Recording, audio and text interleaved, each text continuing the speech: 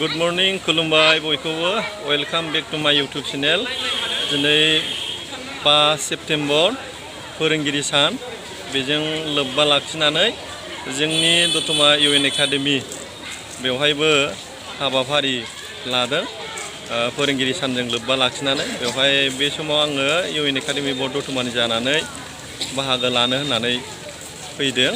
दा भिडिअआव दिनैनि जे हाबाफारि बेखौ आङो लोगोफोरनो फारि फारियै देखायलांबाय थानोसै। लोगोफ्रा फारि फारियै हाबाफारिखौ नायलांबाय थादो। गुबैयै बे सानखौ फालिनाय जायो जोंनि भारतनि बारग' प्रेसिडेन्ट डक्टर सर्वपल्ली राधाकृष्णनि जोनोम सानाव। जों मिथिगौ 1962 मायथाइनिफ्रायनो भारत नाङैनो बे फोरोंगिरि सानखौ बिथां मानव गेदेर डक्टर सर्वपल्ली राधाकृष्णनि जोनोम सान 5 सेप्तेम्बर बे सानखालि फालिजेननानै दिनैहाय 2022 मायथाइयाव 60थि खेब फोरोंगिरि सान फालिनाय जाबाय। दा बेजोंनो लोब्बा लाखिनानै जोंनि इउएन एकाडेमी दतमायाबो बे सानखौ माखासे हाबाफारिनि गेजेरजों खुंफुंनो थाखाय थि खालामनाय जाबाय। दा जेरै बिथांनि सावगारियाव बिबार बावनाय हाबाफारि, दा बे हाबाफारियाव नुजाफैनो हानाय जोंनि बर्ड अफ इउएन एकाडेमी दतमानि मानगोनां चेयारमेन,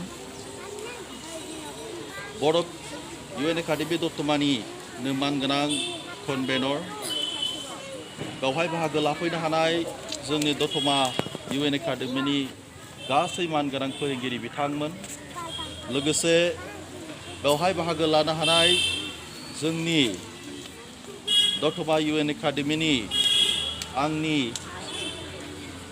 आंगोनिबो आंगो अनजालु अनजालि फरायसा फरायसुलि लोगो नोंथांमोन। दा गिबियाव आङो फुंबिलिनि गाहाम हामलायथि बयनिसिमबो जासिहरबाय। दा जोंहा हाबाफारि बायदियै दङ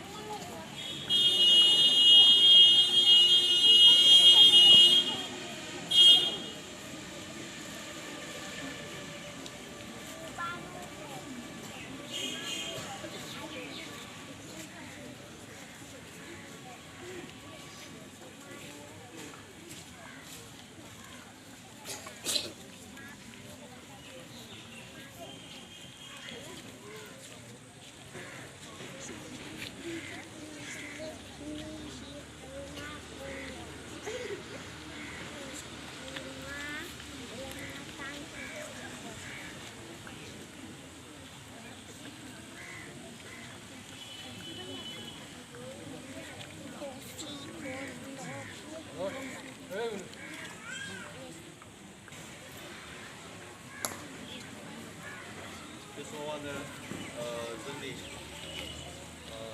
बिबार बावजेनगिरि हिसाबै लाबोजानाय बेखौ लिरनानै दोननाय दङ। गासैबो थाखोफोरनि बिजाबाव नङाब्लाबो माखासे थाखोनि बिजाबाव बे जिनिसा दङ जे डक्टर सर्वपल्लीया सोर। डक्टर सर्वपल्लीया जाहैबाय 1888 मायथाइयाव जोनोम मोनदों। जोनोम मोननानै बियो 1975 मायथाइयाव रुंसारि जादों।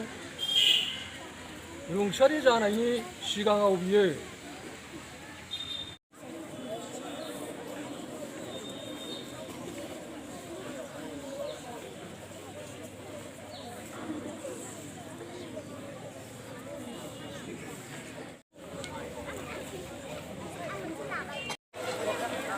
नोंसोर खुलुमनानै थांदों उन्दैफ्रा फरायसा बिथांमोनहा बिबार बावदों बिबार बावगासिनो दं हाबाफारिजों लोब्बा लाखिनानै